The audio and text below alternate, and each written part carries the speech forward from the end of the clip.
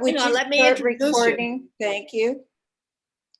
Okay. We are in for a treat today. Kelly has been around almost forever, and he's renowned for his hybrids, in particular his aloes, but he does others as well. Echeverias and agaves, but he's known for his, what, 50 some or 100 some aloe hybrids? Oh, I don't count, but yeah, I've got a lot of agave cultivars and aloe hybrids that you probably have in your yard. So. And he's been almost all over the world, as we just heard earlier, Socotra, and of course, Mexico and South Africa. I've been in South Africa 5 times. Is that all? That's all. Let's see. You are a world traveler. It's a little bit of a misnomer. If I go that far, I mean, my shortest trip in South Africa has been 3 weeks. I usually try to get 4 weeks when I do it. And because there's so much travel involved and getting used to the environment. But yeah. Might as well make use of the adaptation. Well, you have to travel halfway around the world, and that's a day, and then you have to travel that way back to spend 6 or 7 days. And fortunately, with my job, it's like, well, that's right in line with what I do. But I negotiated my contract that I could go take time off to go do plant trips. And normally, if you had a normal job and say, I'm going to be gone for 4 weeks to go look at plants, they'd go, okay, look for a job when you get back. But well, Altman must love you do all this traveling and research and looking around. I think they appreciate it. So it's kind of nice. They can use my pictures too. That makes it good for sales. So Kelly's also been on the board of directors of the CSSA for many years now. And he was on a board meeting from 9 o'clock this morning until just now when he left that to come and join us. So I'm really so pleased that you could join us today, Kelly. And I want to know more about Oaxaca. So take us away. But I decided, just since I've got you all here, I'll just show you a couple glimpses of the program I just did yesterday. So that'll be fun. Okay. And then I'll back right out of that. So, Kelly, do you want people to hold questions till the end, or? It's a small group. You can do what you want. Okay. As long as nobody gets annoyed at anybody doing it. And then if everyone will mute themselves to start, and then just unmute yourself when you want to ask a question, please. This is not Oaxaca, by the way. This is just some of my shots from Socotra and my Socotra program.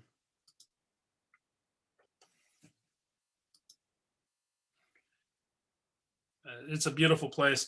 Socotra has a lot of endemics, and anyway, let's move right along to Oaxaca. And I love this. I was traveling recently, and this just seems so wrong to have that embroidered on your jacket, but it seems terribly appropriate with a Zoom program. Don't just do something, sit there.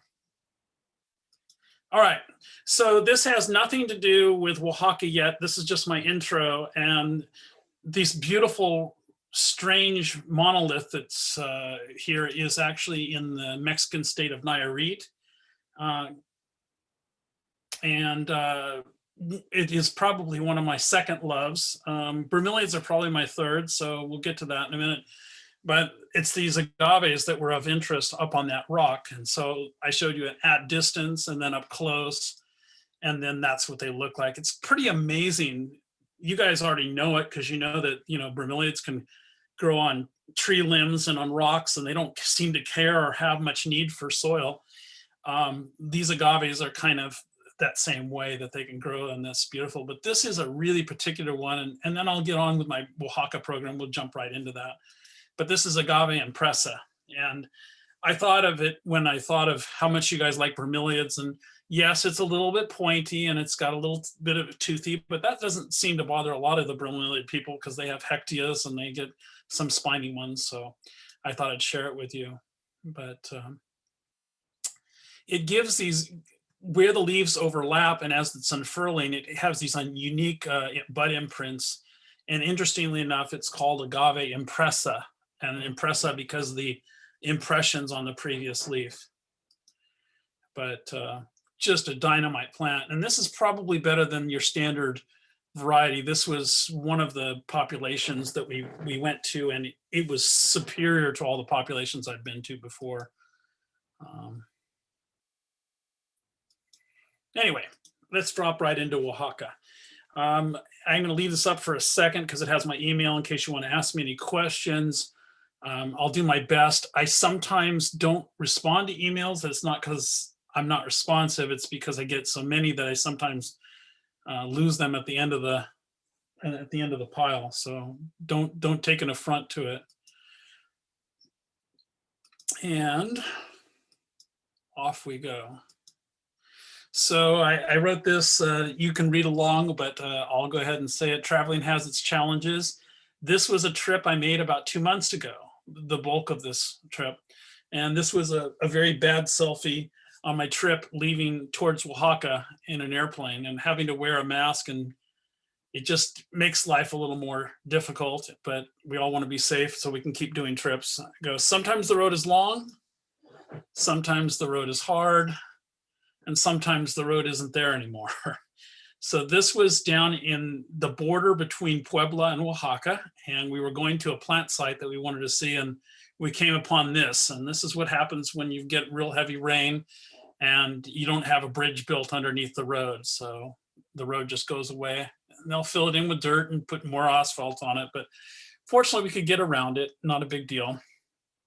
Lots of obstacles can come your way. This was one of them. We wanted to go see some agaves and of course tillandsias as well on the other side. There's our trail you can see across the river. We actually waited till the next morning when the river was a little slower moving than this, but this guy who's a farmer here, is sitting there petting his horse, he showed us that you could get across, but just about when he got to the other side, he got swept down the river a little ways. And we thought, well, probably not wise with all of us trying that. It's so murky and brown that you can't tell whether you're in 2 feet of water, 1 foot of water, or 8 feet of water. And so we just waited till the next day. You can see the water is still moving. It's still moving pretty well, but not near as what it was the day before. So we crossed the river and it wasn't a big deal. And you know, what a difference a day makes. But what a interesting thing with all of us with our pants off and our shoes in hand crossing the river. The reason you do that is because the hike was long. It was a really long hike. And ultimately it's worth the effort. You get to go see plants that you want to see. This is a Fucaria. It's Fucaria purpusi, and beautiful foliage, green trunk, and interesting marks on it. This is the trunk, what the trunk looks like. And here's where it grows. What a lovely site. It's primarily a plant of limestone, but on the limestone you can see some echeverias, you can see some resurrection ferns, some mammillarias. And if you look closely, you can see, in addition to little seed pods on the Fucaria, you can see some tillandsias. On the hillside down below this, right here, are a number of tillandsias. I don't know the species, but I'll show you pictures of them. But you can see them, they're little tufts of silver along the cliffs there, growing saxicolously. Just a really, really beautiful site. The unfortunate thing about this particular site for Fucaria purpusi, that's the predominant rare plant that is on this monolith. But this particular monolith lies between the borders of 2 counties, or 2 ejidos, if you will. The Tepelmeme is on the other side of this hill towards the mountains, and on this side is San Antonio Nahuapan, and they are both communities are using this hillside to cut away and make what do I want to say, flooring and countertops. So when the other community had figured out that they were mining this, they built a special road all the way in from the other side so that they could start mining it. And there's a marker that's pretty much in the middle of this thing, and both sides are racing towards destruction of this site. And while these plants do exist other places, it's just a shame to see them go away. And it's not a real good future for them, because where they tend to grow is this limestone, and they've been mining the limestone to use for, flooring. But there's Jeremy Spath with Fucaria purpusi on the limestone. Agave macroacantha grows there. All the resurrection ferns were fully open. So this was like I said, 2 months ago, they'd had some good rains, some good summer rains, and everything was very green, looked very nice. Agave macroacantha. And it's interesting to note here that the last two photos are the same species, just two different varieties of the same species. And just like you've experienced with a lot of your bromeliads, you can have 14 different types of Tillandsia fasciculata because they're different individuals. They're not all just one clone. And there is a tremendous degree of variability between the flower colors and the flower scapes and how tall they are or how small they are. They're just like people. They're just like individuals. So here's the result of that destruction that I was talking about. You can see kind of in the distance on the left side of this photo where the Furcarias are, but they were where I'm standing before. And this whole mountain's just been taken down for the use of the rock. And here you can see the lineation of where the previous rock was, and look at all those beautiful Tillandsias. Those probably won't be there next time I go, because they'll probably take that rock next. So they just keep cutting away at it, slicing it off, kind of like large rock butter slices, and then they take it down and they polish it and cut it very thinly and use it for flooring and for tiling. So, not that I'm limited to cactus and succulents. This is a neat locality in Oaxaca where Dayun californoi grows. It's a Dayun like many other Dayuns that you're probably more familiar with, spinulosum. The difference with this one is that the leaflets themselves are really tiny, really short, less than not much more than my fingernail width, and they're strongly V'd and tightly compressed. So it gives you a very different look.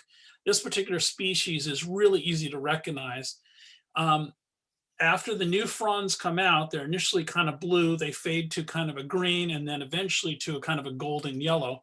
And this is what they look like when they're almost done. Those fronds will peel back and it'll push a new set of fronds and it'll look different. But beautiful mountains of Oaxaca. And there's what it looks like when it's pushed to new frond. And this is Dayun californoi. Now, they're quite old and they're quite special. It's nice that they're still there. Straight away on the picture here, you can see the rosette that's down the lower quarter. It's the trunk that creeps back up and is coming from the base of where the rest of the plant is. This is a very old plant, probably hundreds and hundreds of years old. So neat to see, and neat to see that it's still there. And a little Echeveria humilis. This one grows up not far from where that Dayun is. There's the little flower on it. A real cute little thing. A lot of times the species Echeverias aren't very special. They tend to be small and green and not very exciting, but they are species. So there you go. And not to be outdone, I did notice in this particular area, I would say this is about 2 miles, maybe 3 miles away from the Dayuns, up the mountain, was this pine. And Andrew from our club gave me a name on it, and I haven't gotten it incorporated into my program yet, but he had seen the talk I gave in San Francisco a couple weeks ago. I scrambled up a mountain to get to this plant because there weren't a lot of them, but what's neat about it is it has these weeping fronds, and I've seen weeping pines before. Pines are kind of cool. They don't make a bad situation for Tillandsias as well, so you can grow them, although I think pines shed so much that it might be a problem for most of the higher light ones. And the weepingness is not unique, but what was unique about this is that it was glaucous and weeping. And when I took some short videos of it, let's see if I got it here, you can see the effect. It gave you that effect of movement, and I really was quite taken by it. I'm not a pine specialist by any means, but what a nice pine tree this is. it's hard to even think of a pine tree looking like that from my experience. I never think of a blue pine with, 10-inch long needles. Anyway, at that same location, just down the hill from that thing, not even a different car stop, was this mammillaria, albilanata. And that plant's about a foot tall, roughly, tightly packed spines with white wool underneath it, giving it a very white appearance. Interesting, easy to grow mammillaria. And then higher up the mountain, probably another 1,000 feet above that, we found Echeveria rosea. Echeveria rosea is kind of unique because it often grows with tillandsias. It's a good sign for tillandsias to see that because it's an epiphytic Echeveria. Here it was growing in the ground and it got much larger, but it can have bronzy leaves and it can even have these wonderful red leaves. And as Echeverias go, attractive thing with a unique, tightly compact flower. Unfortunately, it wasn't blooming when we were there, but here you can see how the seed pods have opened up and give you the effect of how tightly the flowers are packed and how they are disposed. Brahias are generally a group of palm trees that are not highly desirable because they're so slow. Generally, they're not a very large plant. You can have one for 10 years and have it not be much higher than your waist. But this particular one is right on the edge of the Oaxaca border, and it's called Super Silver. I don't know that it's been given an official name, but it takes a lot of water and it's not a slow grower. Where we were, you can see it turns into a nice blue palm, and it looks similar to maybe some of the ones you see down in Baja, although the petioles don't have any teething on them. They're smooth petioles. And it made a quite dominating, beautiful landscape picture. But it's a brahia and just an amazing plant. And not to be outdone, they can get quite large and they take a fair amount of water. You can see here they're growing most actively at the lower parts of the hill where they're close to getting their toes in the water there. So we walked along this little ravine and we found some Echeverias. Again, I'm keen on Echeverias, but this is Echeveria peacockii. And Echeveria peacockii, there you go. This looked like exactly like the ones we've sold at Altman's for years and years and years. What was interesting is to study a population and really look at the different leaf forms, and why plants are often classified by their shape and their general shape of leaf. I find that really distracting because generally you should be paying more attention to the flowers because they tend to be more consistent. This is another chunkier one of that same species that was maybe 8 or 10 inches away from the other one. And so you get a different look, but it's the same species. Another mammillaria, I showed albilanata earlier. This one is only about maybe 3 inches tall, but it's the size of a dinner plate. And this is like a mystax type mammillaria. And it had these wonderful burgundy flowers and these very odd recurved long spines, but nice mammillaria. And Mammillaria pectinifera was a great find. We didn't expect to find it here. And I just happened to see some, and then I found a few more and a few more. And pectinifera, from the name pectinate, the spines look like the underneath of a sow bug, but it's referring to the fact that the spines kind of are flattened. And if you touch these, they're actually not bristly at all. They're more for protection than they are for, poking yourself. They're more like a covering, if you will. And so as cactus go, it's a highly desirable trait in a cactus to be a cactus but not have spines. And this thing is essentially without spines. I mean, it does have protection, but it's not a spiny thing. Here's another one. These are about the size of a golf ball, maybe a little bit larger. And some people get the EBGBs and think, oh, it looks like a spider, I don't like it, but some people like it a lot. And we found a lot of nice ones. Now, when these things are in the dry season, they suck right down to the ground and they look like the white limestone that they grow in. You can see some little ones here on the left and they look like nothing compared to the mother plant. But pretty amazing plant. And this one has as you might guess, looks like yellow spines. Those are actually water spots. It was raining on me when I was taking this photo. So the water had fallen, and those are the raindrops. Now, if it seems like I'm giving you a lot of echeverias, hang on, there'll be some bromeliads here. This is Echeveria heterosepala, and it has a different shape about it, but what's most interesting about the characteristic here is that the flowers that are green turn to red. So you have red and green flowers. Green is not a very normal color for flowers generally. So that's what makes this one unusual. You don't see this generally in the trade. Hopefully more people will grow it once we have it, but green flowers are kind of pretty for an Echeveria. You don't expect it. You would expect orange or red to attract a hummingbird or something of that order. Nice little agave. This is something in between Podotorum and Ismensis, but neither is it either.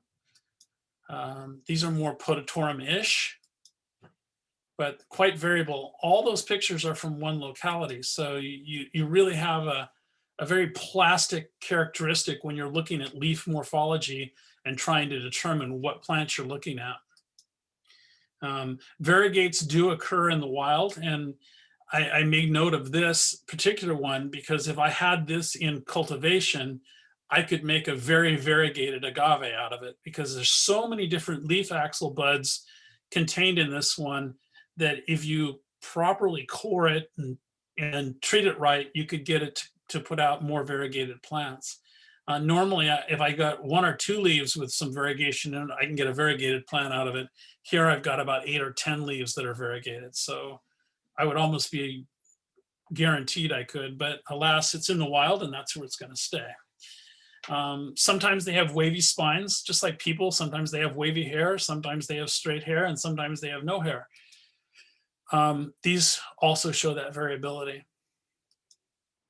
But here's the population of agaves, and the little mammillarias that are referred to earlier with the sow bug-like spines, they would occur in between those areas in that white limestone rubble that you see at the base of those agaves. So you wouldn't expect a pretty little pink flowered cactus to occur there, but that's where it was. And here are the flowers on that agave. Unlike the other species I mentioned, these had kind of a ruby burgundy blush to both the pollen anthers and to the sepals and the petals. One of my main goals on this trip, the short trip to Oaxaca, was to go to Rancho Tambor. And if you've ever studied agaves, Rancho Tambor is like the mecca of going to go see agaves, probably something like going to Colombia looking for bromeliads or something where you know there's going to be a lot of them and a lot of ones you haven't seen. But this particular agave is well known at Rancho Tambor from Gentry's original book back in 1969, I think was the print date on it, but maybe later, maybe it was 78 was the second reprint. But here was the black and white photo, and I always wanted to see it. I'd been 2 miles to the east of it, I'd been 4 miles to the west of it, and I'd never seen the actual location. But we made it this time by crossing that river that I showed you earlier and hiking well into this mountain. And here were all the different forms. And in this black and white photo, it's important to note that most of these Titanotas and habitat don't offset. So what you're seeing, if you look really close in the black and white photo, is individual plants. And if you'll note, like down on the right corner of the pictures you're looking at, there's one that's particularly small and toothy, and then there's some with longer leaves. This is just the variations you see within a particular species. It happens because things are plastic in terms of leaf morphology. Plants get really different shapes and sizes and colors. That doesn't make them different species. Unfortunately, lately, this group, like you've probably experienced with some of the bromeliads, it keeps getting split, and somebody decides that this little characteristic is enough to separate it from all the other things. And I'm more favor flower differences than I do favor leaf differences. But here is your black and white photo in color because I was there. So it's kind of fun to see a black and white photo and then go, wow. And again, exactly what I said earlier, all those are probably mostly individual plants. They're not offsets of offsets that have just persisted on that hill. They're likely to be individual plants. And so you can see the variation from really large to really small, from really blue, almost white, to really green, almost, pallid. And here is Rancho Tambor. And Rancho Tambor is the ranch of the drum. And there's the drum. So if you look really close in this picture, and you look on the sides where the black is, that's where the agaves are actually growing. And I'll show you more. This is the back side of that same rock that I was just showing you the front side of. And you can see the agaves all over it. A little closer picture. And there's Jeremy and I going up on top of it. So been there, done that. And these are the ones you see at Home Depot, the ones that look like white ice that they call. This is what they're like. They're like that plant. And you see 1, 2, 3, 4 plants. I'm pretty sure those are 1, 2, 3, 4 clones, because the offsets aren't coming from the base and they don't look exact replicas of one another. Also, if you notice in the picture, there's a plant there, that's plumeria. And so we're down in Oaxaca, so plumerias grow there. Not a choice example of one, but that's a plumeria. Another agave Rancho Tambor plant, looking a little bit different, but again, within the context of the plant. Little bigger teeth, little blacker teeth. Here's the close-up of those ones that I talked about earlier. But they can also be green. This is also at Rancho Tambor. So green, blue, big, small, that's the variation you see within the species. And this is a little further down that river that we were just showing you pictures. This is at a different time of year here, so you can see the river's much more calm. But this is that same river I showed you earlier, but I just wanted to give you a feel for what that topography is like. A lot of people have this concept that Mexico is this, giant desert and a bunch of saguaros or something, and it's kind of like what's here, except with different flora on it. And this canyon is pretty interesting, and sure, if you don't want to walk up this canyon and go look at those hillsides, you're not living, because it's just a wonderful place with lots of interesting things. And along that same vein of looking at interesting plants, I'm captivated by the agaves. So I apologize for the predominance of that, but here's all the variations that I saw in those. I liked this one with the little zigzags on the inside. Now this is a different species. This is agave kirchovi. It's not Titanota, and it's a much plainer looking plant. So I kind of did a cheat there because I showed you up close how pretty it is, and then you look at the thing and it looks like big thorn mass, but it gets confused with Titanota sometimes. So here are the brahillas, along with a beautiful bursera with wonderful peely bark, papery bark, wonderful, wonderful plant. Love to grow that one. And there's Tillandsia fasciculata growing with a hectia. I don't know the hectia. I'm pretty sure about the fasciculata. It was past bloom, but it still had the beautiful bracts on it. Another mammillaria, probably something on the order of Albi lanata, but a much smaller plant version of it. And look at how it looks like little things peeking out of a snowball. That would be a very touchy snowball to throw. So one of the new species that we went to see was Megalodonta, and a lot of people look at this and go, it's just one more of the same of what you've already been showing me, Kelly, and I'm a little bit over it. This is not Titanota. This is a new species called Megalodonta, which means big teeth. What I found most interesting about this plant is, one is its geographical separation from anything that I know of as Titanota. And two is it grew on this really strange, you can see on the lower right-hand corner, right below the resurrection ferns, is the white karstic limestone that it grows in. It's a very unusual substrate for endemic plants, because it's not like all the other ground around it. It's only this little knoll that has that particular type of soil. And the agaves are growing all over it. But what's very difficult about this agave is this agave in habitat looked like about 30 other agaves that I've seen. So when you start crossing over and you're trying to identify a plant and you're trying to narrow it down by leaf morphology, you need to realize that leaf morphology is a very plastic characteristic that doesn't really lend itself towards classification.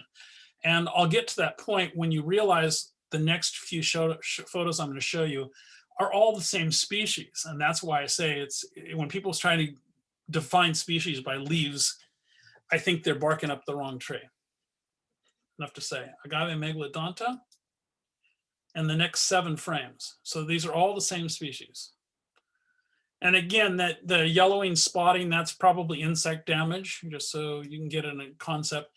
See how different the teeth are on these? These are more like Zion acantha with upright leaves. Very different look than the other ones had. And one with even bigger teeth and more apple green color. One that looked more like Horta with a male pale mid stripe. And then one that started to have these impressions, like that first agave I showed you from Nayarit.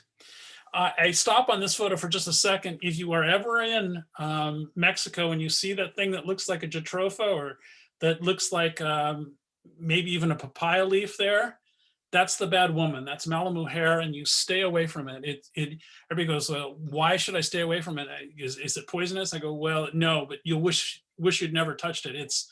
It gives you a sting that's worse than nettle because it'll stay with you for 2 or 3 days, as opposed to nettle, which dissipates after an hour or so. But it's called the bad woman, and it's unfortunate, but it's called Malamujer, and that's a plant you want to stay away from.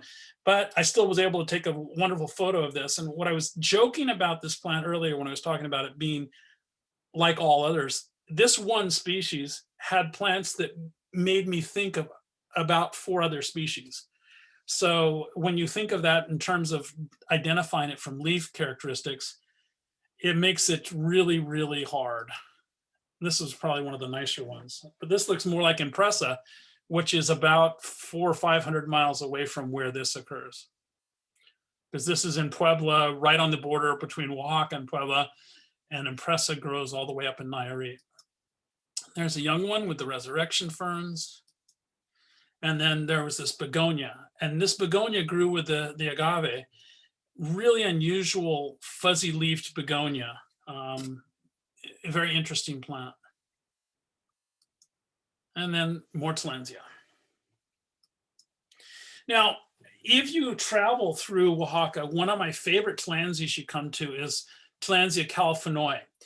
And it's a beautiful plant here. You can actually see a distica, I think, tucked in between those 3 too. But the californois are beautiful Tillandsias, but I have a love-hate relationship with them because I've grown them for a number of years, and then when they flower, you're left with just seed. You don't get an offset. It doesn't make babies. I mean, I suppose it's entirely possible that there's a clone that does, but this is in the Oaxaca mountains, growing in an oak tree, and all of those are individuals. They're not offsets of one another. And it makes this wonderful 2.5, 3 foot tall vase, very upright. And when it blooms, it sends out a spike that's probably another 2.5, 3 feet tall. And here you can see it. At the top of this Bocarnia grassless, that's californoi in bloom. In fact, actually, I think that one might actually be in seed as well. So it puts up the bracts, the flowers have bloomed, it's made the fruit, and now the fruit is dehiscing. But there's the one californoi in the top of that hill. There you go. And it also could be the flower from the grassless too, but I think it's getting ready to make seed anyway. That's Tillandsia californoi and Bocarnia grassless. So on one of our last trips to Oaxaca, we went to find a new agave gypsicola, and incidentally at that same site, which had a substrate that was mainly gypsum, hence the name of the new agave gypsicola, was this wonderful hectia. And I'm not sure the species. In fact, it might be unnamed because it's extremely narrow leaves. It doesn't look like anything I've seen before. And I've seen lots of hectias in Mexico, but they're very hard to identify. And also, if you notice just on the upper right, there's a kind of a brown leafed echeveria. So it's interesting, you go to these unique rock features in places you haven't been, and you find some of the same players, but they're all slightly tweaked and a little bit different than what you're used to. And it's one of the things that makes exploring for new plants so much fun. But I think the thing that captivated me most about this was it's about the size of a basketball, not much larger, and didn't seem to offset heavily at all. But the narrowness of the leaf was what struck me. The new leaves are coming out, they're almost thread-like. Another hectia that we found not far from where Fukaria purpusi grows was this one. This plant was clumps about 2 feet, 3 feet across, and very thick, and with these very thick white recurved leaves, very juicy, very, very, very succulent, more so than most hectias that you find. But again, it's not hectias, you don't grow for the flowers because the flowers probably won't be much, but it was an interesting one. And then not far from that, on the hillsides, was this one. Now this one has much more fiber to it and was deep red and a much smaller plant. This whole plant is about the size of a softball, and it didn't offset heavily like the previous one. I can't be very helpful on hectia names. I've seen hundreds of them, and I don't know all of them, but I'm interested in them, so I always take pictures of them. This seemed to be something more like Hectia spherocephala. It tended to have these long creeping rhizomes that come out across. The ground and the substrate that it was growing in was not very amenable. So what it would do is send out these rhizomes until it finds another bit of soil to root into. And by that way, sustaining its life and creeping along down the hill. Notice there's a small echeveria. It looks a lot like nodulosa, but not a very colorful one, right below the resurrection fern on the left of the picture there. So this is a close-up picture of the tillandsias that grow on that hill that I told you was being mined. I'm not sure what species it is, and there was no flowers on it, but I'm sure it's a pretty common one. It's not recurvata, but it is interesting. I know it's not middlensis because we weren't anywhere near Mitla, and I'm not exactly sure what it is. But anyway, maybe one of you guys knows it. It's in northern Oaxaca. I found this pendant inflorescence not blooming yet. So other than the fact that the flower was pendant, was not much of a defining characteristic for it. Not a certainly beautiful thing, but I took a picture of it anyway. And then I believe this is bootsii, and these things almost always grow down. So I don't have this picture in upside down. This is actually the way it grew. And it has this wonderful little tiger stripe pattern on it. Wonderful little tillandsia. Never gets really terribly large. I think this whole plant's about 8 inches tall. And here's that Echeveria nodulosa. This was a much more photogenic one than the ones that were on that hill with the hectia. But again, the clones vary, and that's one of the reasons that it's kind of fun to do the job that I do, where I get to find the neat form of it and then try to propagate that either through tissue culture or conventional methods. Penstemon, you gotta like them. They're beautiful colors, good accent plants for a lot of these succulent gardens. Down in Oaxaca, this is towards the end of the trip. We were right on the Puebla border where this thing occurs. This is Furcrea McDougallii. I know a lot of people have grown it in the garden. This is an agave relative. It's not an agave per se, but it's closely related. Like a lot of the plants that are related to agaves, Furcreas are like manfredas. They're related to agaves and in the same family, but they have different floral structures. This particular plant, I had one in my yard. It bloomed out after about 10 years, and it was a giant. The one that I had bloom out in my garden was about 45 feet tall when it finished blooming. But it gives you a better perspective when you put people in it. They really do get big. And this one hasn't flowered yet, so it's not quite mature yet, and it's still, what, 35 feet tall, maybe more? So pretty impressive. I know that a lot of people see a Bucarnia and they don't get that excited. I was very excited about this one because it was a new species, and it doesn't look radically different than the grassless I showed you. maybe at first glance, but it's more of a forested plant. It has a much darker bark. And what's most interesting about it is the leaves, unlike most Bocarnias, have a very strong blue cast to them. They're actually kind of glaucous. So it grows in an isolated area, and it's different than the other Bocarnias, and it's been recently described as a new species of Bocarnia. So here you can see the dark furrowed bark, which is different than a lot of the other ones, but similar, but different. And there I am being happy. I was really, it was neat to see a new Bocarnia and such a nice big plant. It was a bit of a hike to get to it, but not that bad. If you ever go to Oaxaca City proper, this is the big church in the center of the town. The interesting thing about this particular picture is that it's got a little bit distorted from the fisheye lens. But on the right corner, you can see these hectares that they've planted in the church. And they've planted hectares all over the church and all over in front of the church. Here on the more normal picture, all those are hectares. And I think that's a hectare from Guerrero. So I'm a little confused at how they got that, but it could be one of the ones from Oaxaca. I just didn't see that one in Oaxaca. I think I saw it in Guerrero. Anyway, needless to say, they're propagating it, and they probably aren't going to the wild very much for it because it continues to propagate for itself. And maybe not be the most welcoming plant for your church to have, spiny hectares all labeled in front of it. What's more important for me was the guiangolas. Those are all seedling guiangolas that are in the foreground of this picture. And what I thought was interesting is that most people look at those and they kind of see, maybe different plants at different stages of their lives and just not that interesting. But that whole bed was done with them, and I took some close-up photos of it, and it kind of does a nice service towards showing you species variation. One of the reasons why we're interested in these kind of things. So here's the first picture.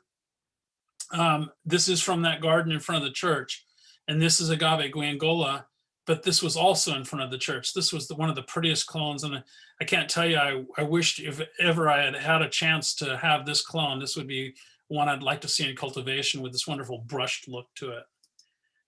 And the teething on it are very nice because they're not pointed, they're flattened. So less vicious for people in their gardens. Interesting zipper. Now, I've introduced a couple of things, but I'm going to move on to just a few shots from my Chiapas trip. This was a Tillandsia, looks like, I don't know, Celeriana or one of the bulbous ones, but Caput Medusae perhaps. This is the one in flower, and this is actually in Chiapas, so I don't know what the range of Caput Medusae is. This one was Streptophylla, and wide leaves growing on an oak tree.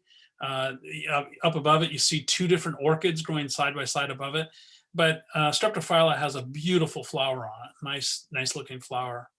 And they were almost always growing laterally, and the flower was disposed laterally, not upright. So it was kind of an interesting way to learn from what you see in plants and how they grow in the wild. This one doesn't tend to be upright, and it makes sense because it probably doesn't want to cup too much moisture with all those trichomes on the leaves. It's probably trying to get enough moisture, but also not get too much moisture. Really beautiful plant in the wild. And then a few, I think, Varieseas or Tillandsias proper, a little bit high up for me to get to. This one was actually in Guatemala, and we only stepped over the border for Guatemala for a day or two. And I don't know what it was. I didn't have a flower to go off of, but they were gorgeous.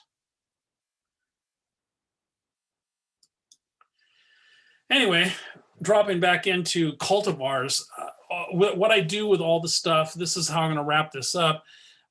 These are things that I've developed in my job in terms of working as a plant succulent plant development manager for Altman's, is to come up with unique characteristics or unique clones and then make more of them, things that are highly desirable.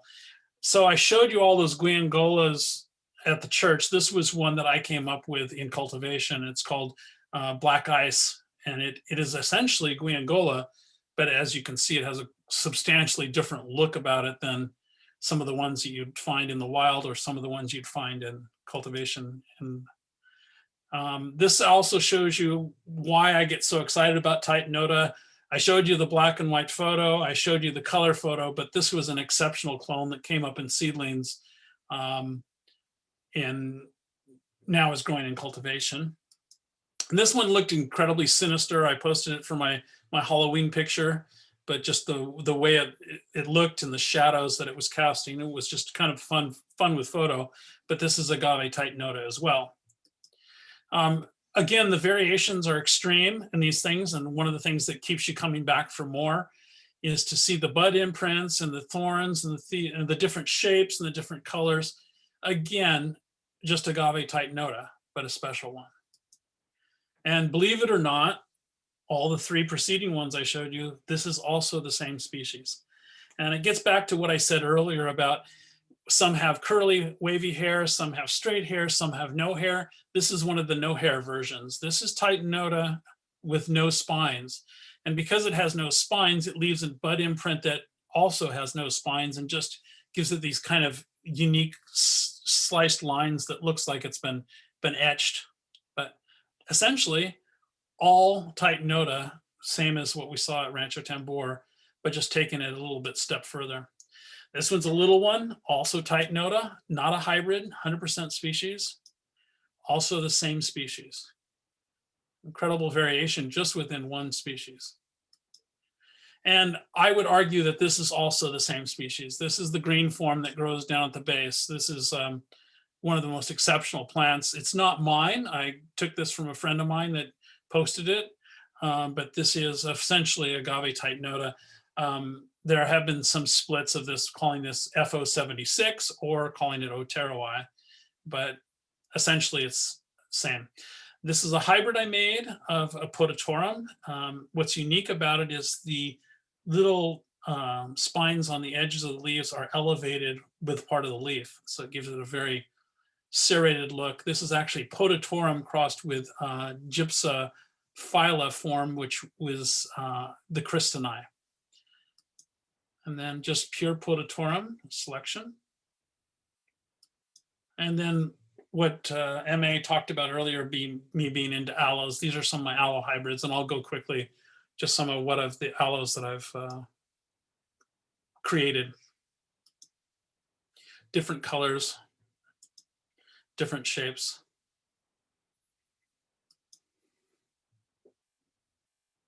It's amazing what you can make with nature. Nature does it a lot for you, but you throw it into a little combination, you can make some unique things.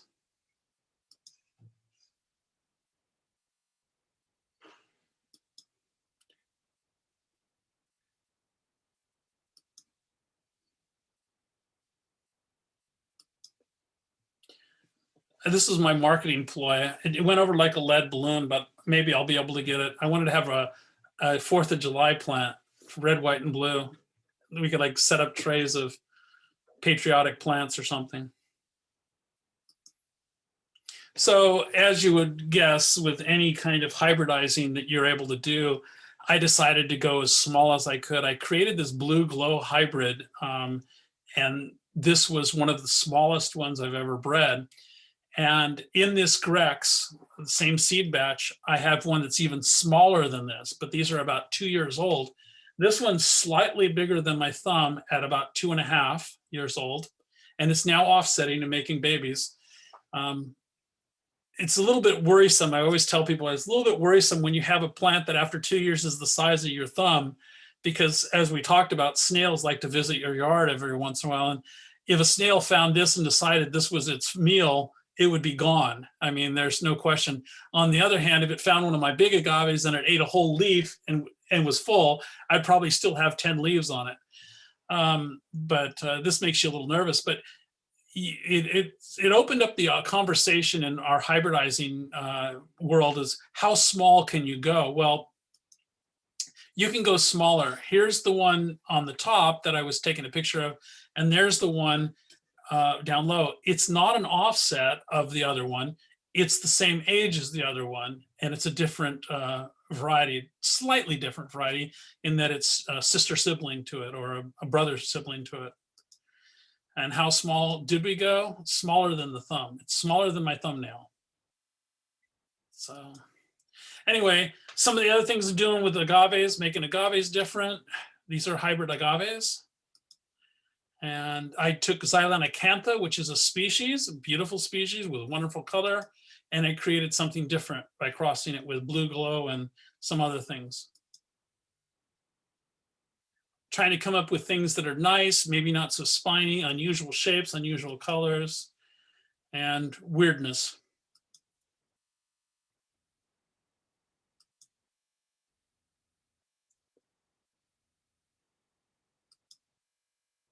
Looking almost Tillandsia-like. This is a Manfreda crossed with an agave. It's agave gypsophylla crossed with a mangave. And more variegates. Now, I started the talk pretty much telling you about how I really wanted to go to Rancho Tambor. This is a green variegated Titanota. So I've showed you all the different shapes and forms and all the different things. What a beautiful thing you can create, and that we're all still talking agave Titanota. And if that one wasn't good enough, we have a different one with a little darker spines. And if that wasn't good enough, we can have blue as well. So just, it's like the grains of sand on the beach. There's just so many variations of plants, and to really look at it and do something with it is a lot of fun. This again is yet another different form, and all within the context of agave Titanota. So sometimes what I do is I want to make more of these things.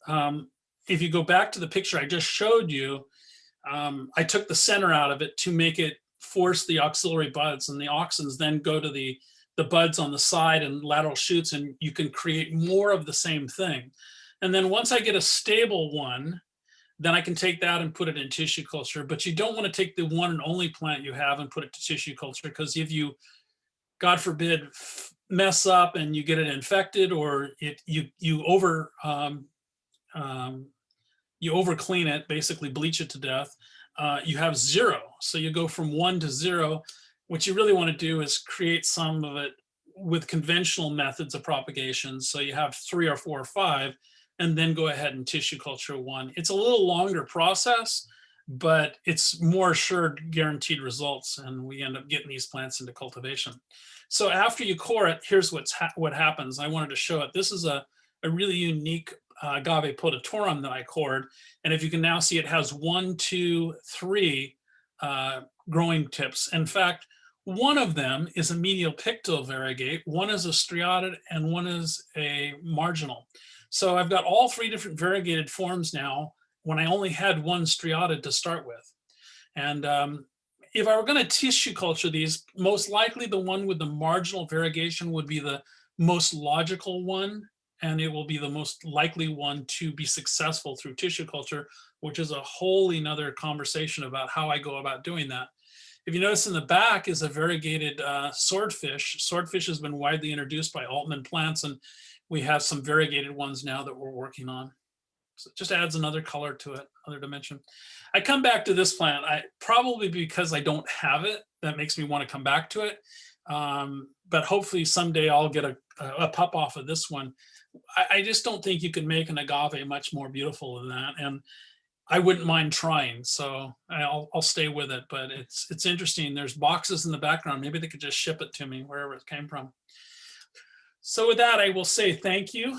I really appreciate MA asking me, and I hope I haven't disappointed, and I'd be happy to answer some questions. Wow. Wow. Well, we got some people sleeping. Oh, I don't think so. Oh, Yeah, well, they're actually. He shy. wrote it. Did the spines on some of the agave Titanota that you had were brown, the same plant had brown spines and white spines. Yeah, they come And- out. They come out brown and fade to white a lot of times. Sometimes they come out brown and they stay brown. Okay, Yeah, I mean, you've probably seen that on some bromeliads. Some bromeliads have spines that almost seem to disappear with age. It's like as the plant matures. I think plants go through kind of an evolution with how their relationship to spines are, because when you're a little plant, it behooves you to be spiny to protect yourself. When you become a much larger plant, putting energy into spines is not as necessary. And I could point that out with like cactus. There are some cactus like Browningias in northern Chile and in Peru. They stop producing spines after a certain elevation of height of the plant. So it'll have spines down low to protect it. But once it gets, 15 feet in the air, it stops putting the energy into spines and it makes these stems with no spines. So a lot of times plants are, smart. I'm going to put my energy in a harsh environment in a place where it makes sense. And a lot of times you'll notice the juvenile phases of any plant, whether it be bromeliad or tillandsia or agave or whatever, will be spinier when it's younger, just to protect that. And they're Kelly- quite variable. Kelly, a quick question. I missed the first part of your talk. Is there any way you can induce variegation besides your tissue culture and coring? And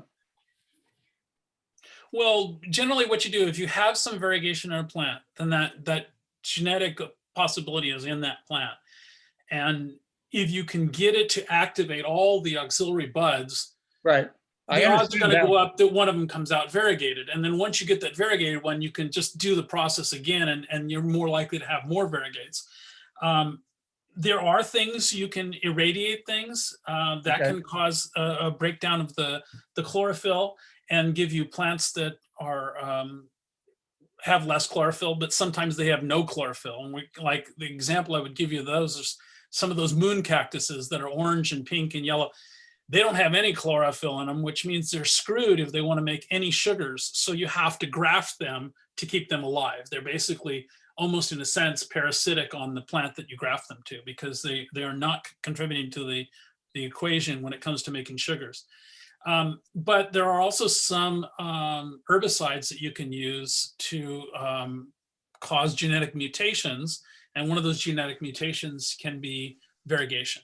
So there is Okay. ways to do it. I strongly caution people. We usually do the mutagens like what I want to say.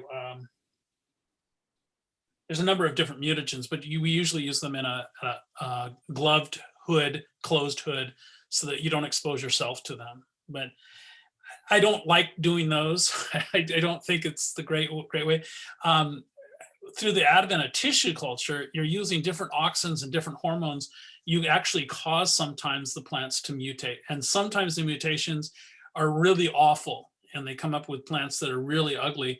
But sometimes the mutagens and the mutations that happen are really cool and can be replicated. An example I'll give you of that is like agave cubic that came up in one seedling, and we grew that out, and then we tissue cultured that seedling, and now we even have variegates of that seedling. So you have a variegated, mutated form of something that didn't exist previously. Thank you. What do you have to say about patience, Kelly? It's a virtue. I mean, it must take years to work through these I processes. wish I'd started when I was 1. I started when I was 11. So Yeah. I mean, it does. And, it's interesting. I don't want to offend anybody, but I had somebody contacting me that heard my last talk or whatever. And he approached me this morning, and he's well-meaning. He's a nice guy. I don't know him that well at all. But he said he was going to try to graft, because he'd heard my talk on Socotra. And I told him that Dracaena cinnabari grows agonizingly slow, probably maybe a fifth to a quarter the rate of what a Draco does. And yet it gives you a very similar appearance to the regular dragon tree. And so I was telling people, I said, if you're really interested in having one cinnabari, by all means, go search for one. And we did tissue culture it, so there should be some around. And there are a few that are still making seed. But if you want the look of a dragon tree, it'd be much easier to grow Draco because it's easier to buy and it's much quicker. And I say, when you think about something that grows 5 times faster than the other, why wouldn't you want the faster growing thing? But his concept today was, well, what if I grafted the Cinnabari onto the Draco? And I go, well, that sounds really good, but they're monocots. And I said, to try to line up those vascular bundles, it'd be like doing nerve surgery. It's just something that we don't really have the ability to do. And if we did, gosh, I hope we do someday. But when you're talking about grafting nerves, it doesn't, I don't know the research on that, but that's kind of what you'd have to do to get a monocot grafted. In other words, things like aloes, you can't graft an aloe onto another aloe. You can't do it. But dicots, we can. We do it all the time. So it's those things that come up with the seed leaves and they have 2 seed leaves. Yes, you can graft them. You can even graft asclepiads. I've seen it done. So if you have one that's particularly prone to rotting, you'd graft it onto the base of it, of something that isn't prone to rotting and maybe doesn't get mealybugs. So hence you see these things like white Sloania crassa, which is a very rare plant, hard to keep alive for most people. You can graft it on a Caroluma rootstock and make it a plant that you can grow into a nice shape and nice size and not lose it.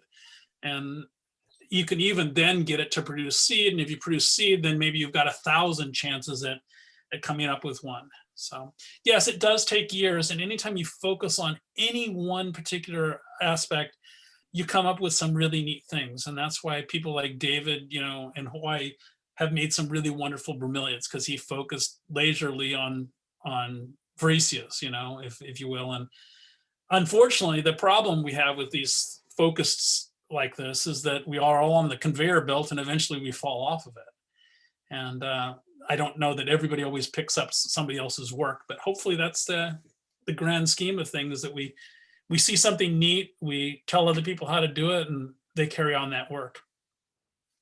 Are you mentoring people?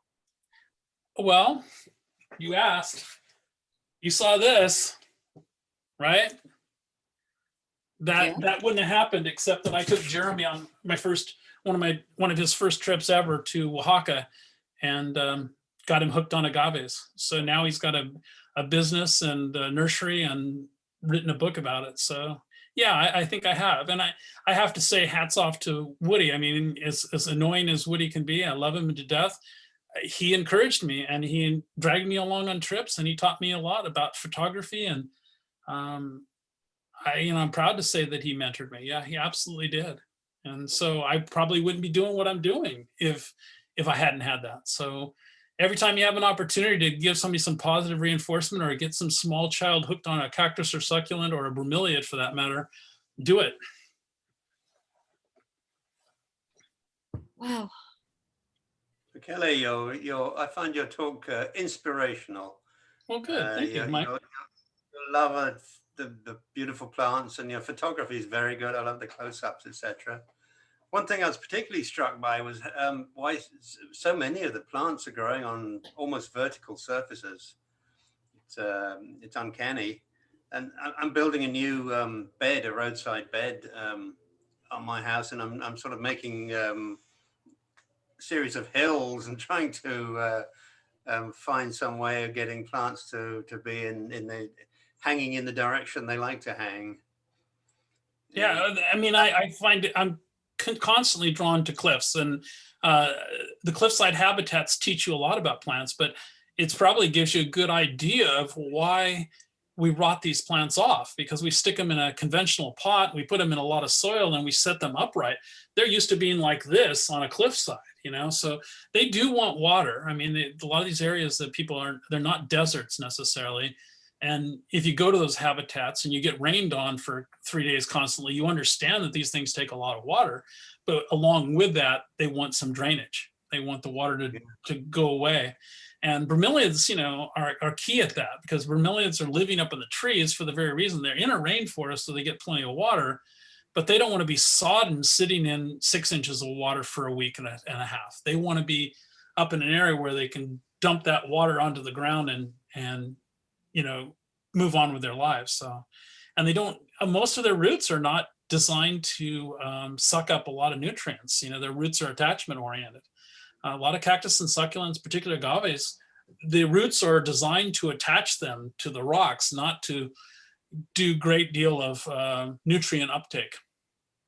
I was amazed at the cliff photos in the Aloe of Arabia book of the Ruboviolacea. I've never seen anything like that with the 15 and 20 foot stems and the big heads dangling out in the middle of space out there.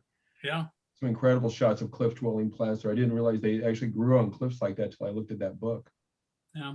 When I went to Yemen, I mentioned earlier, we went and saw Ruboviolacea, and we happened to time it luckily. They were in full flower and they were absolutely beautiful. But as you say, these big rosettes, and I mean big rosettes, hanging off of a cliff. And I've seen them in a couple places. I think at one of the gardens I went to, they took this large aloe that has a stem that's about this big around, and they tried to step it upright, you know, and make it like a tree aloe. And what does it do? But the head turns over and starts growing down again.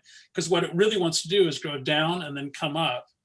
And that's all it does. So a lot of what it's using the cliff for is attachment, and its location is what's giving it the water. And it sucks enough water up through directing it to the center of the stem when the rains come. So Kelly, I wondered if you had a sense of sort of which side of the hill particularly the agaves like to grow on. I mean, do they get morning sun or evening sun? I mean, do you notice any particular? Well, they both, but see, that's the thing is, if you're disposed on a cliff, you're going to get sun some time of the day. So they don't get burning sun all day long. I think where I found them the least was on the most west facing, because that would have been like late day harsher sun. But these plants are accommodated to that. And that was one of the things that we were talking about. Well, somebody says this green one's one species and this blue one's another one. The ones that are in the exposed limestone positions, they get very chalky white and blue. The ones that are down in the thorn forest just below there are green. And so if you're a green one and you're up on the cliffs, it'd be like Kelly out at midday sun getting fried like a lobster. They're not going to do well on that cliffside. On the other hand, if you're a really silvery one and you occur underneath the thorn forest, you're not going to be able to uptake enough light to keep yourself growing healthily. So there's a tendency, a push for the green ones to seek some shade, and you usually find the green ones in more shade, and the silver ones to be more able to eke out a living in the more exposed positions. So I think within the context, people do that too. You know, there's people in this group right here. Some of them could work outside and all day and not use any sunblock and be just fine. And other of us would, you know, need to have the shade, and yet we're same species. So I think you even have that concept within the plants that we see there. But I don't see necessarily a polarization towards one or the other, because they were on this side, they were on this side, and they were on this side. So they didn't seem to mind as long as they were on a side. And the way that they're predisposed, they get some shade, because there are trees that, you know, during times of the day, the trees are blocking the sun. So they're getting what they need. And if they don't, they won't grow there. Now, when you're hybridizing these and growing these, what environment are you giving these plants? That's a good question. Pretty much whatever I think the plant's going to need. And especially when you're able to grow from seed like I'm able to, you can figure that out. I mean, if you grow 3 of them on this side of the greenhouse and 4 of them on that side of the greenhouse, and you know that you have different light amounts, that's a highly underestimated thing. You know, your cell phones now, you can get an app that will give you a light reading, and it's a pretty accurate light reading, because it's a light meter that it uses the light meter that you use for photos. Mhm. And it'll give you a pretty decent reading about how bad the light is. But even in a greenhouse, the foot candles can vary by 2,000 lumens or more. And so you don't even realize, well, I've got my cactus in the brightest part of my greenhouse, and I've got my shade-loving sansevierias and begonias over in the shady corner. That's ideal. Sometimes you do that just simply because the plants are telling you that. When you put them in the wrong place, they don't do well. And when you put them in the right place, they do well. And I think that's the neatest thing about growing from seed, because it gives you that ability to try a few here, try a few there, and find out what works. Mm. If you have one plant and you learned that it didn't take the environment you gave it and you killed it, you learned where at least it won't grow, but it doesn't teach you much about how to grow it. True.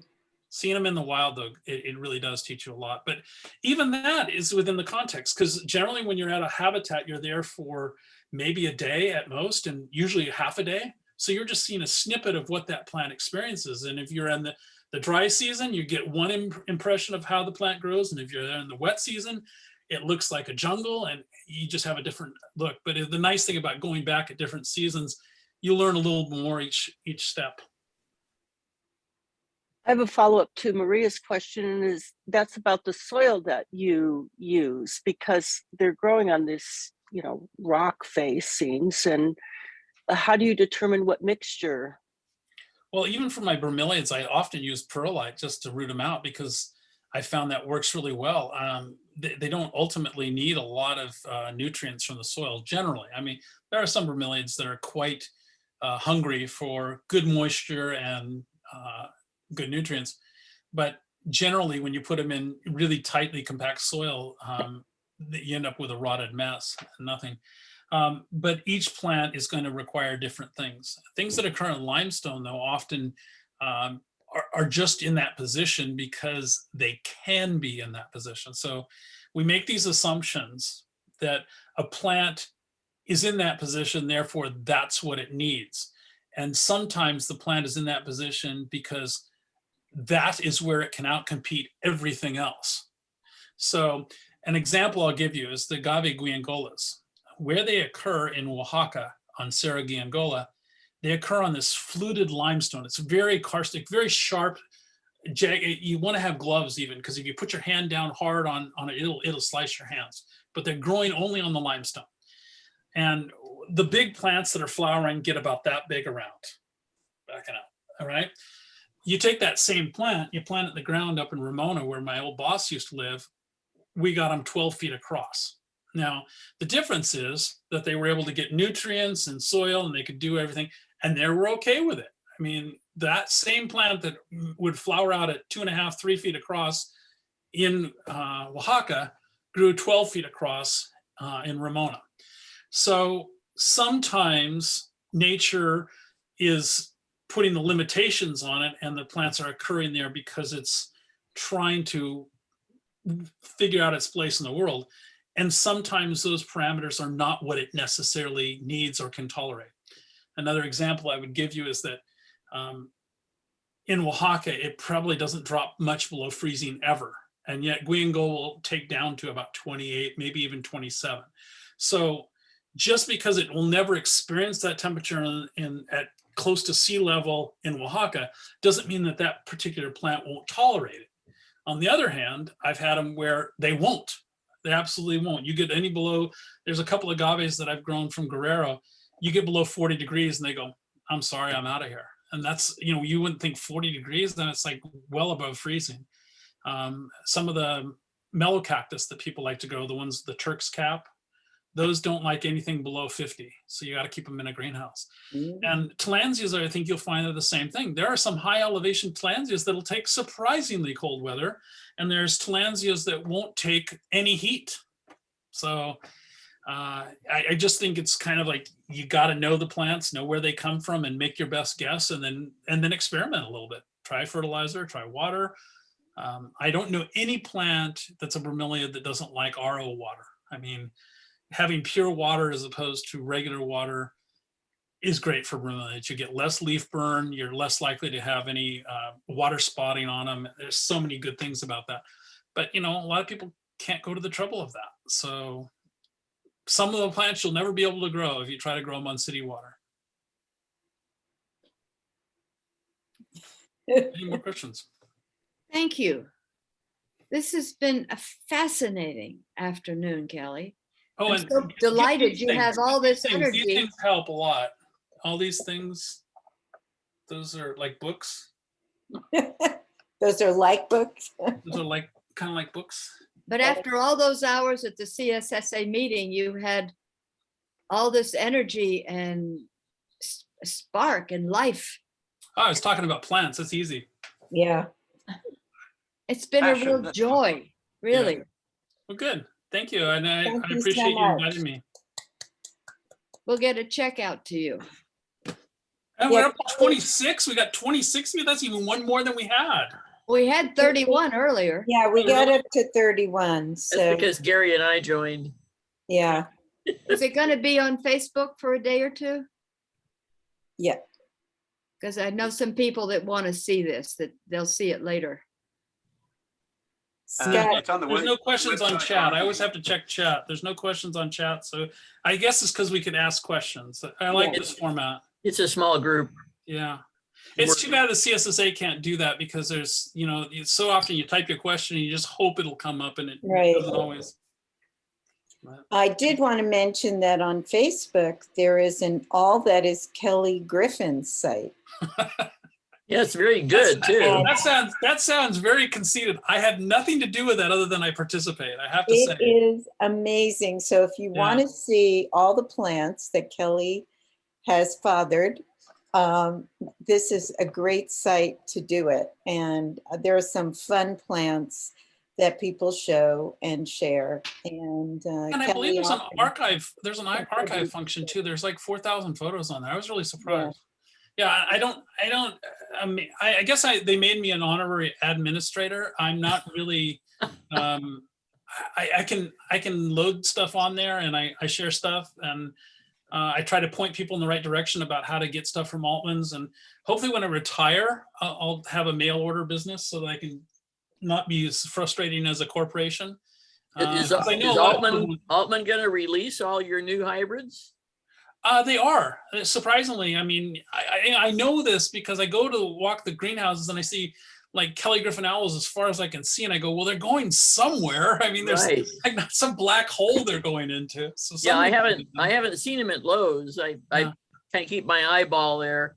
Yeah, they are, and the neat thing is that I've seen more lately. The new ones, like I came out with this one I call Radioactive, which is. You can always tell when I came up with the name because it's far-fetchingly different, but It's dramatic. well, I tried. I have one that I called Astana, and they killed it. When I say killed it, they decided they weren't going to go forward with it. And Astana means tin, and it has kind of this aged tin look about the color of the leaf. It's what I usually call aloes of unusual color. But to make a long story short, it's a little thing, and they didn't like the fact that it took 2 years to get to the size of a 4-inch pot. So, but some things that's perfect. I mean, if that's what the plant's programmed to do, it's great for a kitchen window, as opposed to, one of these plants that you everything has to fit it's got to be this size and it's got to have upright leaves so you can ship it. There's a little too much of that in the corporate world. People don't want corporate plants. They want whatever is in your crazy brain that you come up with. I came up with a terminology for it, owls of unusual color. So there'll be some of those too. And when I retire, I hope that I can recapture some of those ones that they've decided not to move forward with. Because, a lot of times when you go to a marketing group, bless them, I love them, they're nice people and everything, but they look at stuff and they'll pick the one that I would least likely pick. And I'm like, can't you just trust 25 years of doing this? It's like, why would you? No, I like that one. I go, well, that's great, but it looks like something you could just come up with in a backyard. It's not something that's been highly hybridized, if you will. An example I'll give you is that I came up with a grass aloe that I crossed at Rancho Soledad, and I called it Grassy Lassie. And it was a cross between Inyangensis and another grass aloe, and it like a Bellatula thing. And it was an F1, so it wasn't very thing, but they liked the name Grassy Lassie, so they marketed it, and it sold quite a bit of units. I occasionally still see it around. But to me, I looked at that, I went, really? It's like, I got so many cool plants, and that's the one you're going to pick. So It's got to be frustrating. it is. But I've had successes like Blue Glow and Delta Lights and, Christmas Carol and Christmas Sleigh. I like Christmas Carol's nice. Yeah. Yeah. Christmas Sleigh is better, though. That's Sleigh's the Okay. Carol. I have a question about Delta Lights. Is Yeah. that best grown in a lighter or a shadier? Does it come out pinker when it's in the sun? That's one of those things, because if you grow it in a lot of light, it tends to make it smaller and tighter, and it does tend to get like a flesh tone pink to it. And if you grow it in more light, it tends to open up more. I mean, less light, open up more and be more white and more deltoid. It really, is there a right way to do it? Some people like people with real dark tan skin, and other people go, I don't want the cancer, so I'm going to put the stuff on and stay white and pink. It doesn't really matter. The plants can do either or, and there isn't one that's righter than the other. It's how you like it. For me, with a lot of the plants that I've hybridized, especially the toothy ones and the red ones, I like them a little bit underpotted and a little on the dry side, because like a lithop, if you think about growing lithops, they look best when they've kind of been given some tough love. And I think that's a case for aloes. On the flip side of that, plants like Christmas Sleigh and Christmas Carol, they redden up under even low light conditions. So you'll have kind of green with red in low light conditions. And if you give them full light, they turn almost like beet red. So it's a more matter what you like. Generally, if it's a little etiolated, that would concern me. So more light in that case. But, if it's too pink, just start putting in a little more shade. Maybe put it back a little ways from the brightness, the source of your light. Thanks. Knock the heck out of Question. I have a question about unusual environments and the tolerance of plants for growing in other places. Are there places that you'd think that an aloe would grow, or a succulent rather, like the Gobi Desert, where you don't find any? And are there also places where you would think they wouldn't and they do? Yeah, I've been surprised. I mean, certainly, I've been surprised where, you find things you wouldn't expect them. A number of different succulent plants, I was surprised to come upon them where I came upon them. And a lot of it makes sense. Example, I was on a trip with just Guillermo Rivera and myself, and we were on a primarily bromeliad trip in Peru. And we were looking for a little cactus, Machicana madissonorum, and it has almost no spines. And we couldn't quite figure out where it was and where we'd find it. And where we found it, or where I found it, because I only found 3 plants, was a place that we could never take people, because it was on a sheer cliff growing underneath hectias. And that's makes sense, because it has nearly no spines. And if it grew any out in the open, clearly having no spines would be a serious disadvantage. But this particular plant grew, up a cliff and buried underneath hectia, which was very thorny. So when you think about where you'd expect to find something, it becomes intuitive after you've done it year after year after year. You look at the places where other people haven't looked, and you go to the areas where you start thinking like how the plant is, if you will, because the plants don't really think, but kind of like, where would I be if I were you?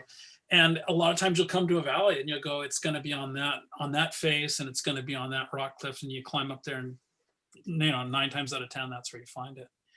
But in terms of harsh environments, I've used that to my advantage. If you have an agave that's incredibly cold tolerant, like Perrii or Nevadensis, you can take that thorny, ugly little thing, which some people love the thorns. I'm one of those fans, but a lot of people don't.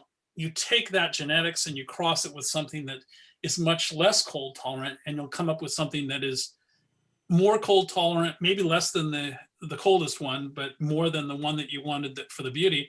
And you'll generate a new product that you could possibly push into someplace like Nevada or Arizona. So there is a definite drive and a push to absolutely use a plant's tolerances as a hybridizing tool. I take it that you have to have some water for a succulent to collect.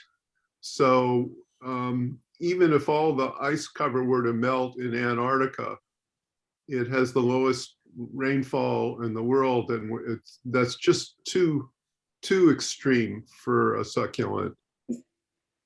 Yeah, I mean, do we know that? I mean, let's see a couple thousand years. I mean, if there's no ice there and it's warmer there, I imagine some succulents could occur there. I know Opuntias are quite tolerant. They're a little like the cockroaches of the cactus and succulent world. They grow in some really cold environments, and surprisingly so. And and I've been wandering around with Woody in the New Mexico area where he lives. It gets colder than craziness in the winter there, and there are some surprisingly nice echinacerias and some interesting little tomeas and some other cactus that I wouldn't think could tolerate that. But the unfortunate thing about a lot of those is that without that cold treatment, they don't survive. I mean, they kind of almost want that in their life cycle. But knowing that helps. It makes it harder when you're in the position that I'm in, where you see people collecting these plants that are very, very hard to grow in cultivation for that very reason, because it doesn't get cold enough in the winter. They don't get the cold winter rest. They don't establish roots easily in anything that doesn't resemble native inorganic material. So why are these people collecting them only to kill them slowly? It's mind-boggling. Wow. Okay. We started at 1, it's now almost 3, right? Yeah. Wow, fun. Uh-huh. You guys probably have a life, right? Well, thanks so much again. Nice seeing you all. Nice seeing you, Laurel. Nice seeing you, Gary. Take care, Bye-bye. Kelly. Good seeing you. Guys. Here. All right, Enjoy the rest of your afternoon. I will, and I hope I enlightened it a little bit and maybe made you think a little differently about agaves. Yes. I like bromeliads, but I like turtles too. Bye-bye. Thanks, Goodbye. Kelly. So let's see. I guess we will go on to a slide presentation of the plants of the month that were sent to me. So we've got a number of brag plants or garden plants that were kind of cool. So we'll start with those. Can everybody see? This is Deborah's Cherryadopsis. We don't see them yet. Not up yet. Just Yeah, have the- sharing. Not up? Okay. I don't know what to do. Let me.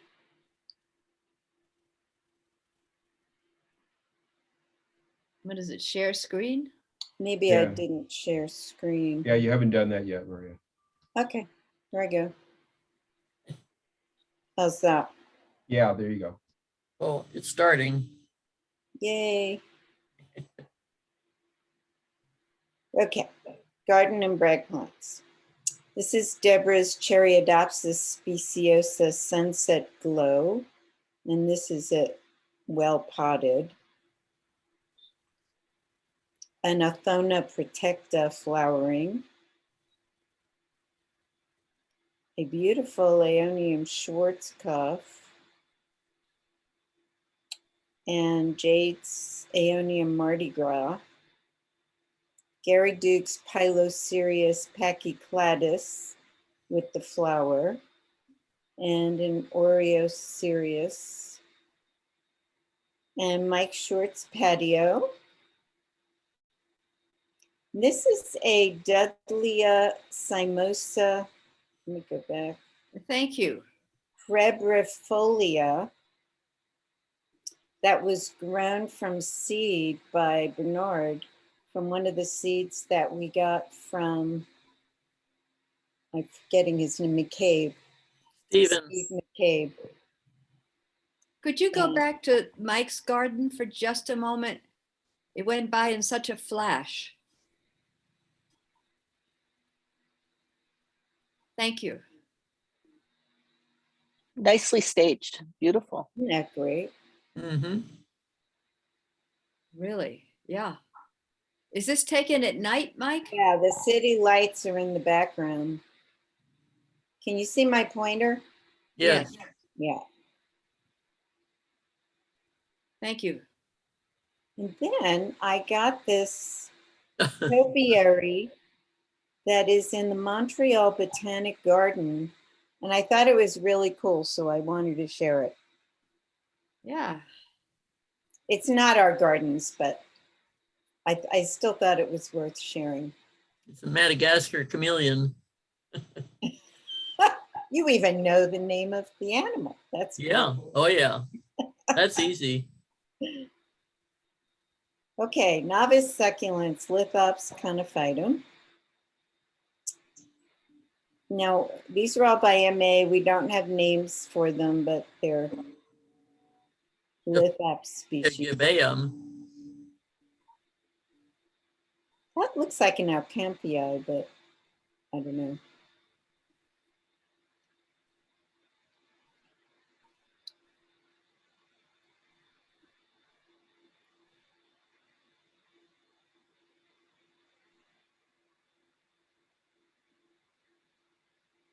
And this is Terry's collection.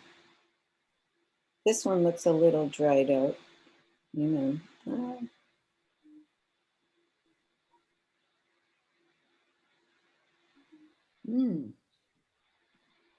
Okay.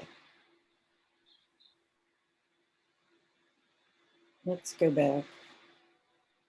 Yeah, okay, one Mammillaria by Terry Spinosissima. I love those red spines. This is a Haniana. And this is a very tall Spinosissima by Bernard. A Huitzilopochtli and a Chronocephea. And the Candida. Mammillaria gemnispina by Anita. And open succulents. So Laurel has just given us a plethora of various conophytums that are great.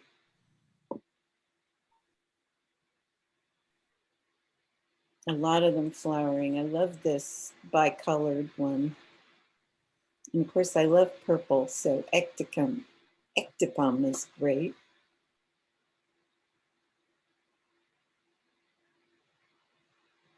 Laurel, how many of these are still alive? Right now, 0.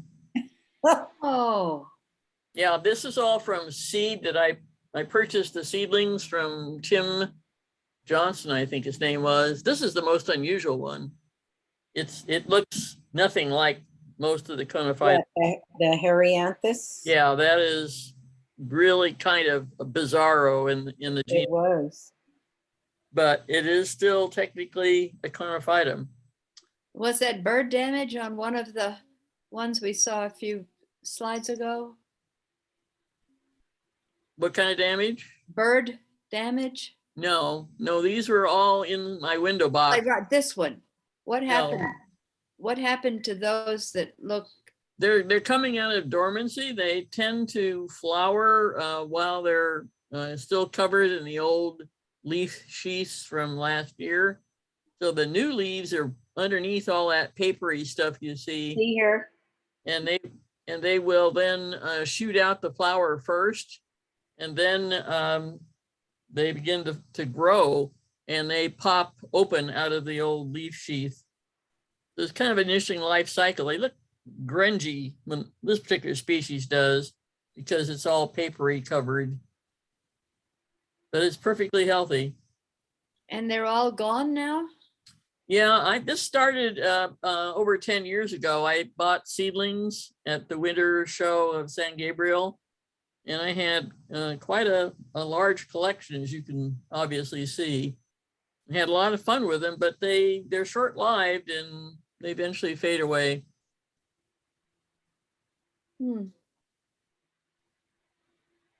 But it's a really nice group to work with.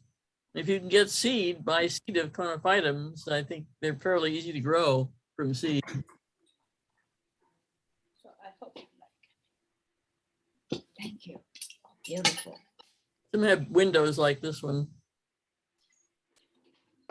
This has a Laurel, sort of Laurel, how long, Laurel, how long is the seed viable? I think a long time.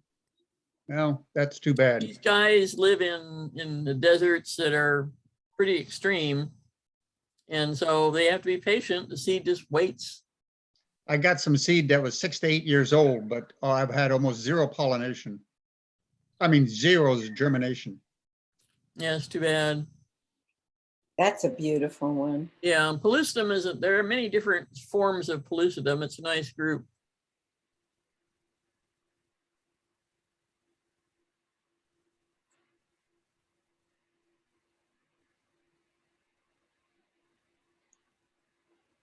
Laurel, how long do the flowers stay open? I'm not familiar with the This is a genus. nocturnal one. This flowers at night. And so does this. And sometimes they're fragrant, the night ones. The flowers will be open for 2-3 days. They'll open and close. A lot of different colors. Yeah, this bilobum orange was one of a hybrid. So this one is mine and it's alive. That's good. I don't know what kind it is, but How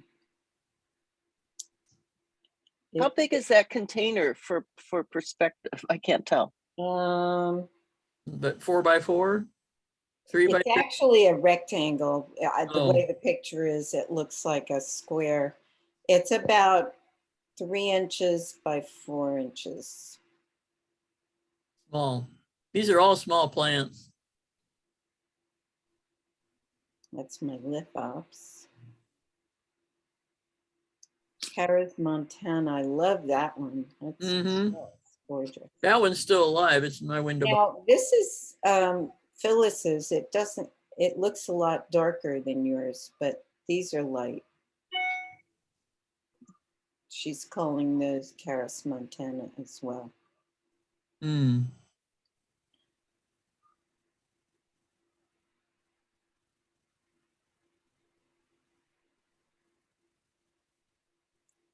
And then my bear. I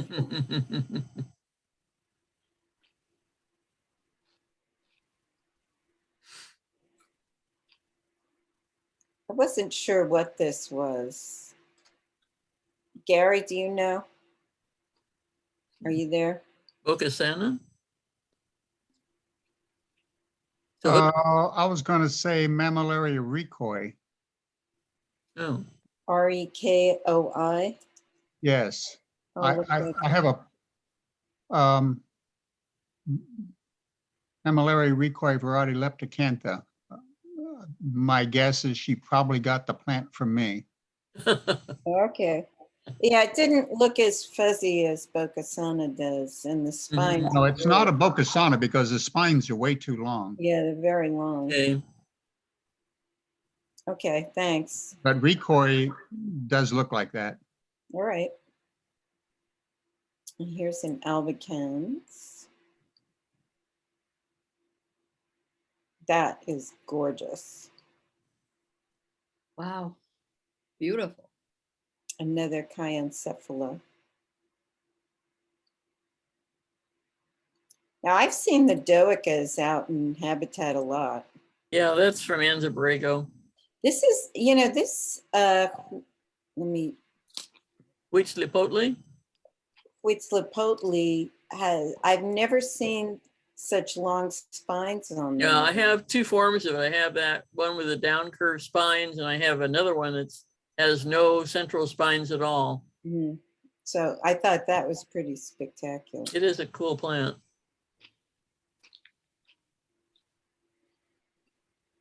Pretty spines. Now you labeled this something different, but it's what you labeled it that name doesn't exist. So this Okay. is more like melanocentra. I think that's what it is. Yeah. And then Gary thinks this is a Haniana, but I just thought the top view was very cool. Mm-hmm. Pringlei are always pretty, Yep. as are Ritteriana. That's a nice Ritteriana. Sinillus. And a Spinacissima. Another Spinacissima. It looks like a film noir photograph. It's great with the shadowing. Mm-hmm. So this is a Spinacissima variety Pilkaiensis with the whiter spines. And that's a really great one. And that's it. Yay. Off to the sunset. Stop share. Thank you everyone for sharing your plants and your gardens. I saw some hooked spines in there. How common are the hooked spines mammillaria? I don't know how many, are hooked and how many aren't, but they're pretty common. Well, I mean, you take any hook, even the ones that make clumps. If you do a small plant, it's going to be singular, right?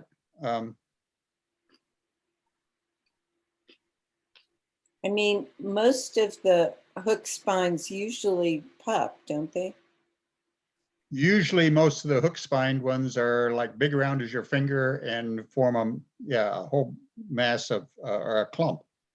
I had a Mammillaria hahniana with straight spines, which is typically singular, that got really old and it was out a foot tall and it began growing a pup at the base. So, I mean, you get a plant old enough and as they were explaining at lunchtime at the CSSA meeting, a plant evidently gives out hormones at its growing center.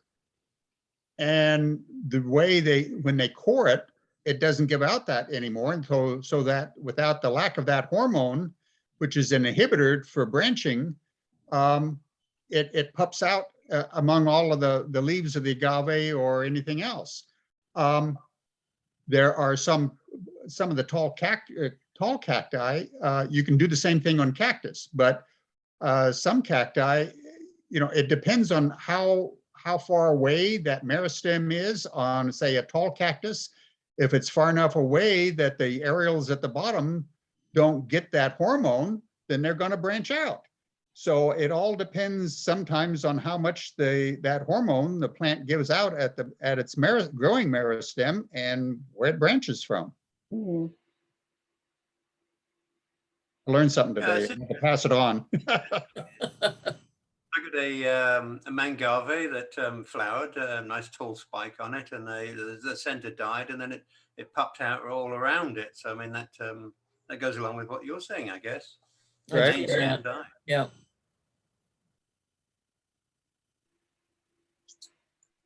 I had that also, Mike, and my of all the pups, now I have 2 of them putting out flower spikes. Yeah. And we saw that So, at this place, Deborah.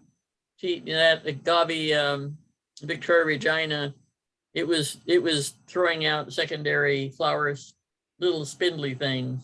Wow. Not at all uncommon. Okay, so in February, we will probably have a Zoom meeting unless things change rather drastically. MA, do you want to announce who will be? Well, if we have an in-person meeting, it would be John Matthews talking about Haworthia. But he didn't want to do Zoom? He can't. He doesn't have a Zoom presentation. What I also learned today, MA, was if we have we had Jackson, Burkhold Jackson. Yeah, Jackson Burkholder. Yeah, I'm sorry, I got him backwards. Somebody said, well, you have one talk. And he said, no, I have 3 or 4. Right. Yeah. So it's possible we might get him for February if we want to do Zoom, because he could never come here. Right. And have him give a different one than he gave the last time. I could check. So that's a possibility. Yeah, the You want- advantage with Zooms is we can get people we could not otherwise get. Right. Yep. So I don't have any other candidates, but I do have I did give I went to Argentina in November and I got the talk done last Sunday night, a week ago, and I gave it Thursday to the Fresno Club. So, I mean, I do have a new talk on the calendar that we can have sometime or other. Well, we'll have to announce it in the newsletter, and I'm pretty sure it will be Zoom, judging by the way things are going. So we'll figure it out. And we have Woody the following month. Right. Would you do me a favor while I'm remembering MA is get put the title and give that to Mike so he can put it on the website For March. March? Yeah. And just skip over February until we No, we need to do one for February also, but Well, if you want me to go after Jackson, it will be a Zoom yeah. for Yeah. February.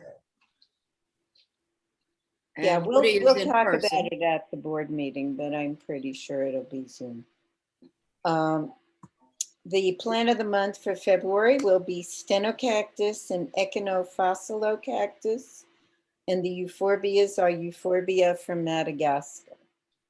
And we'll do photos again, have them to me by February 11th for a presentation. And that's it. We are for membership, we are collecting society dues for the year 2022 at $20 per person.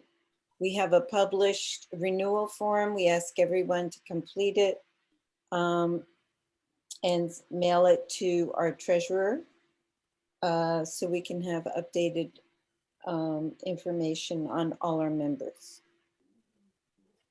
And then anything else, Sally, you want to add? I don't know, have you published the address of the treasurer?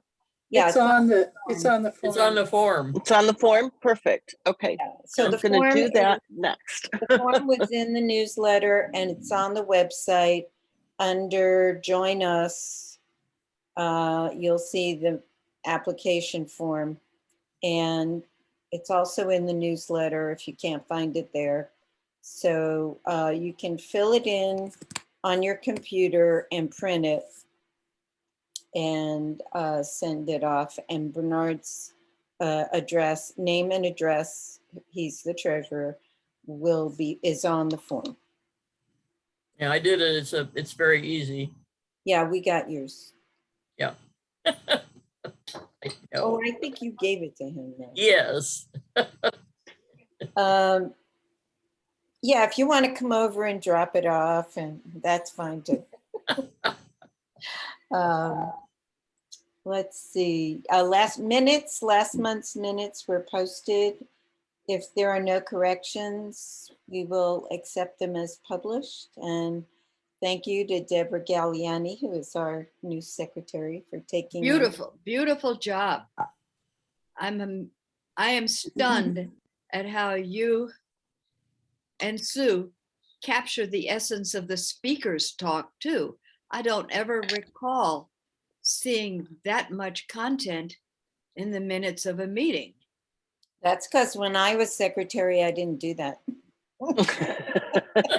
Well, I started out saying I'm not going to be like Sue because she's got knowledge about this. I'm new here, and but just paying attention to the speakers, and I made so many notes, and I thought, gosh, when I used to be editor of the Horticulture Society newsletter for many years, and I tried to put stuff in there that would entice people to then I gotta go to the next meeting. I mean, these sounded like I missed something, and so anyway, hope that that works. I'm working at it, and Mike is the best at being very encouraging and patient with me getting into the rhythm and process. So I think you thanks, got and it. Emma, you're beautifully encouraging, and thanks everybody for everything, and Terry for you paving the way so nicely. Thank Much you. appreciated. Yeah.